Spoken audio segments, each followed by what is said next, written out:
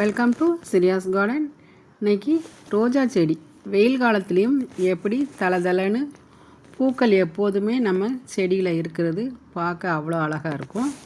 அதுக்கு எப்படி நம்ம உரங்கள் கொடுக்கலாம், செடிகளை எப்படி இவ்வளோ தளிர்கள் நிறைய வர்றதுக்கு என்ன செய்யலாம் அப்படிங்கிறத இந்த வீடியோவில் பார்ப்போம். இது எங்கள் வீட்டு நாட் ரோஸ், பன்னீர் ரோஸு எவ்வளோ உயரத்துக்கு வளர்ந்துருக்கு பாருங்கள். ரொம்ப அற்புதமாக வளர்ந்துருக்கு. இப்போவும் வெயில் காலத்துலேயும் தளிர்கள் எவ்வளோ அழகாக தளிர்கள் வந்திருக்குன்னு பாருங்கள். 2 ஆள் உயரத்துக்கு நெடுன்னு வளர்ந்துருக்கு. அதில் தளிர்களும் நிறைய வந்திருக்கு பாருங்கள்.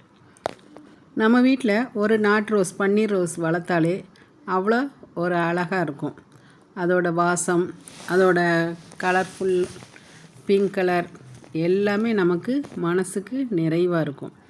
அதுலேயும் நம்ம நல்லா உரம் கொடுத்து தளதளன்னு வளர்த்துருக்கும் போது நமக்கு மகிழ்ச்சியாக இருக்கும். எவ்வளோ தளிர்கள் இருக்குது பாருங்கள். நானே இதை எதிர்பார்க்கலை. ஒவ்வொரு கனவுக்கும் ஒவ்வொரு தளிர்கள் எவ்வளோ வந்திருக்கு பாருங்கள். இதெல்லாம் நம்ம செடிகளை பராமரிக்கிற விதத்தில் செடிகளும் நமக்கு நல்ல பலன் கொடுக்கும். வெயில் காலத்துக்கு நம்ம ரோஸ் செடிக்கு தனி அக்கறை செலுத்தணும். 2 நேரம் காலையிலையும் சாயந்தரமும் தண்ணி ஊற்றினா தான் செடி நல்லா செழிப்பாக வளரும். ரோஸ் செடிக்கு கண்டிப்பாக இந்த ஆட்டு உரம் கொடுத்தா நல்ல பலன் கிடைக்கும். ஆட்டு உரம் கிடைக்காதவங்க மாட்டு எரு கூட போட்டுக்கிடலாம். செடிக்கு அடியில் எப்போதுமே நம்ம வேப்ப இலை, நான் இன்றைக்கி வேப்ப இலையும் ஆட்டு உரமும் போட்டு நல்லா மூடி வச்சதை அப்பப்போ லேசாக கிளச்சி விடணும்.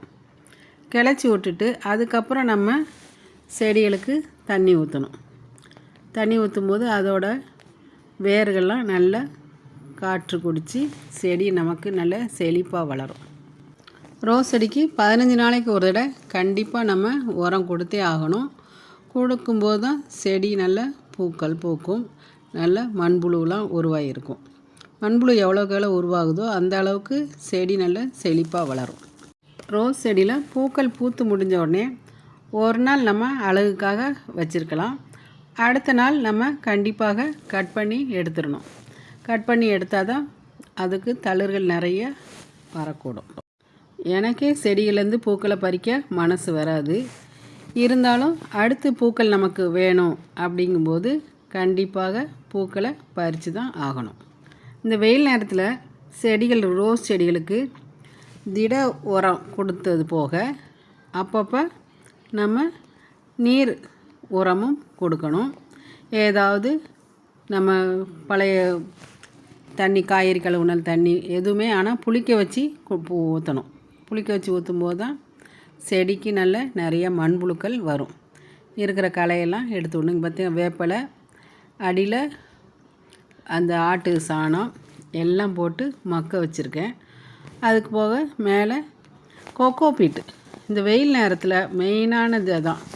கொக்கோ பீட்டை வச்சு நம்ம கொஞ்சம் மூடி வச்சிடலாம். அப்போ தான் நம்ம ஊற்றுற தண்ணி கொஞ்சம் ஈரப்பதம் இருந்துக்கிட்டே இருக்கும், செடிகள் காயாமல் இருக்கும். 15 நாளைக்கு இடையில் உரம் கொடுத்தது போக கொஞ்சம் டிஏபி கொடுத்தோம்னா நம்மளுடைய செடிகள் மிக அற்புதமாக தளிர்கள் நிறைய வளர்ந்து பூக்கள் நமக்கு நிறைய கொடுக்கும். ரோஸ் ஒவ்வொன்றும் பெருசாக பூத்துருக்கு பாருங்கள். இதோட அழகுக்கு மயங்காத ஆட்களே இருக்காது. பன்னீர் ரோஸ்னாலே அது ஒரு தனி அழகு தான். நீங்களும் உங்கள் வீட்லேயும் இதே மாதிரி ரோஸ் செடியை வெயில் காலத்திலேருந்து பாதுகாத்து நிறைய பூக்கள் பூக்க, நிறைய தளிர்கள் வளர்கிறதுக்கு நிறைய உரங்களும் தண்ணியும் கொடுத்து செடிகளை பாதுகாப்போம். அடுத்த வீடியோவில் சந்திப்போம். தேங்க்யூ. சிரியாஸ் கார்டன், சுந்தரி செல்வம். தேங்க்யூ.